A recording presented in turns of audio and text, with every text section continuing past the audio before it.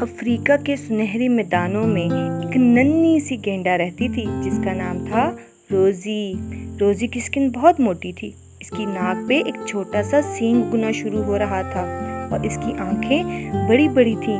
روزی کو کیچڑ میں کھیلنا اور لمبی گھاس میں دوڑنا بہت پسند تھا، لیکن آج اس نے فیصلہ کیا کہ وہ خود سے ساوانا کا سفر کرے گی۔ روزی کی ماں نے اسے نرمی سے دھکا دیا اور کہا، ساوانا بہت بڑی ہے لیکن تم بہادر ہو روزی، تمہارا دن بہت اچھا گزرے گا۔ روزی نے اپنی چھوٹی سی دم ہلائی، خوش ہو کر تیار ہو گئی۔ اس نے اپنی مما سے کہا، میں احتیاط سے جاؤں گی مما، اور دھول بھرے میدان پر چل پڑی۔ جیسے ہی روزی آگے بڑھی، اسے ایک بڑی سی کیچڑ بھری جگہ دکھائی دی جو دریا کے کنارے تھی۔ یہ تو بڑے مزیدار لگ رہا ہے، روزی نے سوچا۔ وہ کیچڑ میں چلی گئی، لیکن جب وہ باہر نکلنے لگی تو اس کے پاؤں کیچڑ میں پھنس گئے۔ اوہ نہیں، روزی چلائی، میں پھنس گئی ہوں۔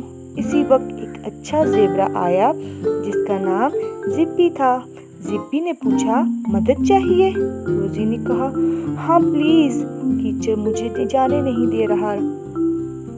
فکر نہ کرو، زپی نے کہا، پیچھے جھکو اور ٹانگیں ہلاؤ، کیچڑ خود چھوڑ دے گا۔ روزی نے پیچھے ہو کر اپنی ٹانگیں ہلائی، بالکل ویسے جیسے زپی نے کہا تھا۔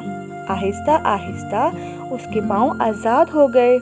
شکریہ زپی، روزی نے ہنستے ہوئے کہا اور کیچڑ جھاڑ کر آگے بڑھ گئی۔ اس نے ہاتھ ہلایا اور اپنے سفر پر نکل پڑی۔ جب روزی لمبی گھاس میں چل رہی تھی، اس نے ایک درخت پر چمکتے ہوئے پھلوں کا گچھا دیکھا جو نیچے لٹک رہا تھا۔ روزی نے کہا، یہ تو بہت مزیدار لگ رہے ہیں، مگر جب وہ پھلوں تک پہنچنے کی کوشش کرنے لگی تو وہ تھوڑے سے اونچے تھے۔ روزی نے چھلانگ لگائی، لیکن اس کی ٹانگیں چھوٹی تھیں۔ اسی وقت ایک لمبی گردن والی زرافہ آئی جس کا نام گریٹا تھا۔ اس نے نیچے جھک کر کہا، کیا ان پھلوں تک پہنچنے میں مدد چاہیے؟ ہاں پلیز گریٹا، روزی نے کہا۔ گریٹا نے اپنی لمبی گردن سے کچھ پھلوں کو آہستہ سے نیچے گرایا۔ یہ لو، گریٹا نے مسکرا کر کہا۔ روزی نے خوش ہو کر کہا، شکریہ، اور ان میٹھے پھلوں کو کھانے لگی۔ وہ پھل اس نے زندگی میں کبھی اتنے مزے کے نہیں کھائے تھے۔ اب وہ دوبارہ سے گھومنے کے لیے تیار تھی۔ تھوڑا سا اور آگے جا کر روزی ایک بڑی پہاڑی پر پہنچی۔ وہ اوپر چڑھی اور دیکھا کہ ایک چمکتی ہوئی چیز راستے کے پاس پڑی تھی۔ وہ وہاں گئی اور دیکھا کہ ایک چمکتا ہوا پتھر پڑا ہے۔ روزی نے چاہا کہ یہ پتھر اپنی ماں کو دکھانے کے لیے گھر لے جائے، لیکن وہ بہت بھاری تھا۔ اس نے اپنی ناک سے دھکیلنے کی کوشش کی، مگر وہ پتھر اپنی جگہ سے ہلا بھی نہیں۔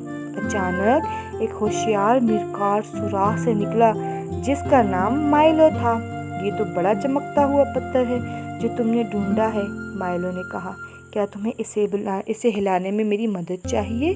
روزی نے کہا، ہاں پلیز مائلو۔ مائلو نے مسکرا کر اپنے مینکار دوستوں کو بلایا۔ سب نے مل کر اس پتھر کے ارد گرد ایک چھوٹا سا گڑھا کھودا تاکہ اسے آسانی سے گھمایا جا سکے۔ مائلو کی مدد سے روزی نے پتھر کو پہاڑ سے نیچے تک دھکیل دیا۔ روزی نے کہا، شکریہ مائلو۔ وہ بہت خوشی محسوس کر رہی تھی اور آگے بڑھ گئی۔ اب رات ہونے والی تھی۔ روزی نے سوچا کہ اب گھر واپس جانے کا وقت ہو گیا ہے۔